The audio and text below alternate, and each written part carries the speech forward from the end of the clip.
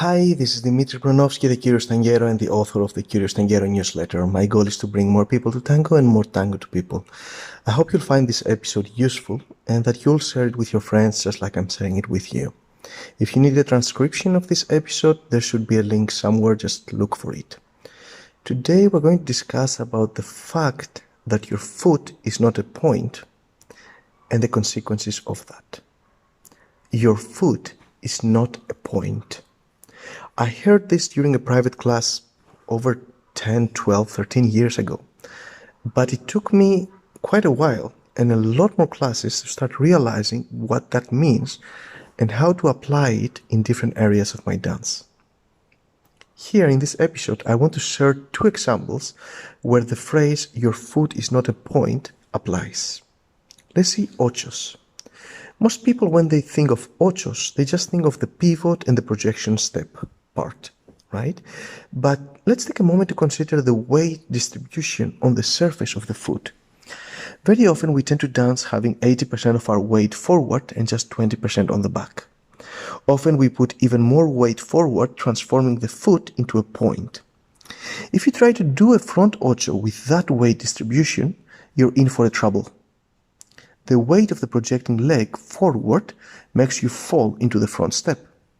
But when you start thinking of your foot as a surface, you can start asking questions such as, how much weight should I put on the front and how much on the back of my base leg? How much on the left and how much on the right side of my foot? Let's get more specific and explore the front ocho. The distribution of the weight of the base leg that gives you a lot more stability before initiating the projection is something like 40% on the front and 60% on the back. Moreover, if you split the surface of the foot also to left and right, you want about 60% of the weight on the side of the big toe and 40% on the side of the pinky.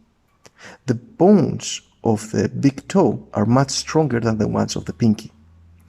This way, when you start the step forward, you can transfer your weight from the back to the front, maintaining your stability. Try a few ochos and check your weight distribution. By the way, a rule of thumb that works most of the time is this.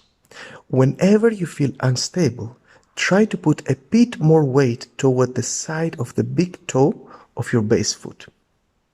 Alright? So again, your foot is not a point. Let's see another example. Lots of students are not clear on what the axis is. And frankly, lots of teachers also don't have a clear idea of what the axis is. But let's keep that. You'll hear explanations such as, axis is the imaginary line that starts from X and passes through Y, 2 points on your body. Or they might say, its axis is the line from the base of the back of your neck to the atlas.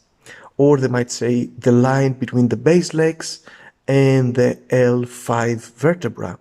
And the list goes on, a lot of biomechanical definitions too. I tried many of those.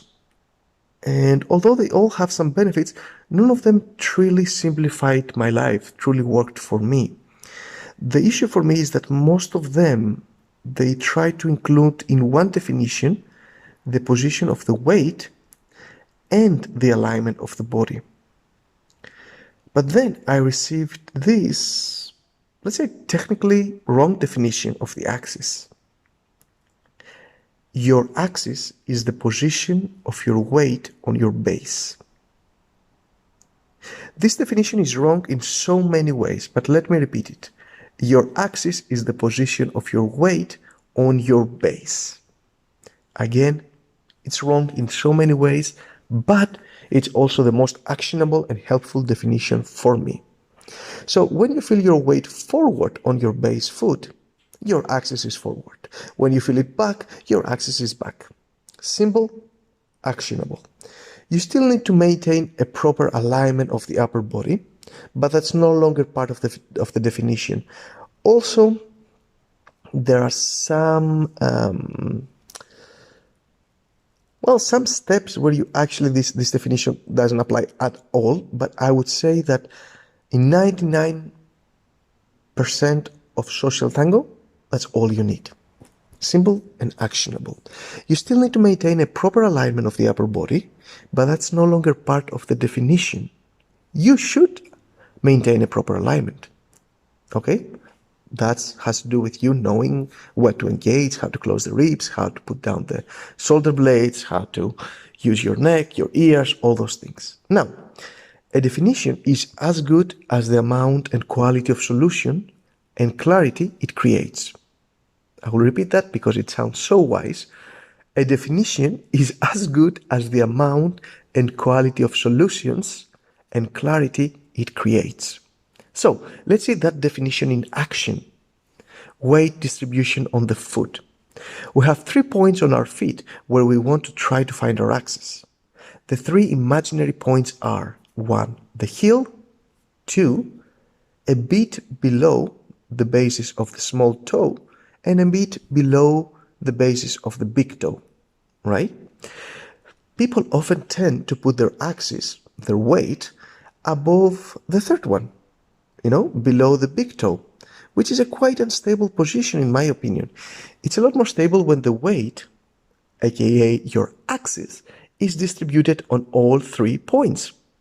If you think of your foot as a surface and not a point, and you use the axis definition we discussed, it feels natural to also start distributing your weight along the whole line of the metatarsal between number 2 and number 3. So between, the basis of, a little bit below the basis of the small toe and a bit below the basis of the big toe.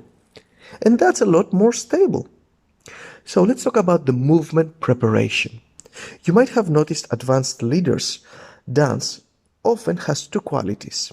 It looks smoother and it has more beautiful lines. Why?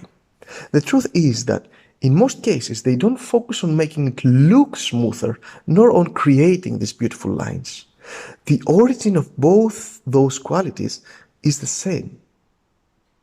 What they do is that they focus on the movement of their axis on the surface of their feet, and most importantly for leaders, on the feet of their partners, how the axis moves on the feet of their partners. Before moving to the left, the leader focuses on transferring the weight, the axis, of the follower toward the opposite side of your base leg. So right for him. He does the same for his weight, his axis too. So he moves his weight to the right before taking a step to the left. He's moving the axis of the follower and his own axis toward the opposite direction of what he's planning to move. Then to start moving to the left, he starts by transferring his axis from the outside right side of his foot to the inside left side, and then he pushes the floor. This simple transference of his axis from the outside, the right side of the foot, to the inside, the left side of the foot, is passed to his partner. The upcoming movement to the left is created by the change of the weight from the right of the foot to the left side of the foot. Not from the chest, from the transfers of the axis across the surface of the foot. You can apply that to front steps and back steps too. Start focusing on moving your weight axis from left to right and front to back across your foot during each step. Focus on how the weight moves from the heel to the toes as you step, if you step heel first. Play with that weight axis movement in each position available. Just a summary. Next time your teachers tell you to move your axis, forget their definition of axis and try the definition I gave you, that your axis is where your weight is on your base. See if that simplifies your life. And a few more points. The heels create a distortion in the body of the women. Heels, high heels, push the femur bone into the back of the hips. I learned that from Sarah Gardan. This makes them go a bit forward. Since the heels push the femur bone into the back of the hips, this makes the followers tilt a little bit forward, the hips tilt a little bit forward. To compensate for this, followers need to press their heels down into the ground. If they don't do that, they are more prone to falling forwards. And as a leader, once you identify the origin of this instability, you can focus on putting more of her weight to the back. This will help her dance with more stability. She will not know it, but she will feel that when she dances with you, she's dancing better. If you enjoy what you learned in this episode, don't keep it to yourself. The best thing you can do is to share it with your friends. That's what social media and messaging apps are for. You'll be helping them and me. Look for the link to the transcription if you prefer to share a transcription. The second best thing you can do is to visit thecurioustanguero.com/ArgentineTango. There, you'll find a list of free and paid resources to help you improve and enjoy your tango. I'm updating that webpage very often with new stuff, so make sure to revisit it every once in a while. thecurioustanguero.com/ArgentineTango. And if you haven't joined the Curious Tanguero newsletter yet, just go to thecurioustanguero.com. I hope you enjoyed that. See you next time.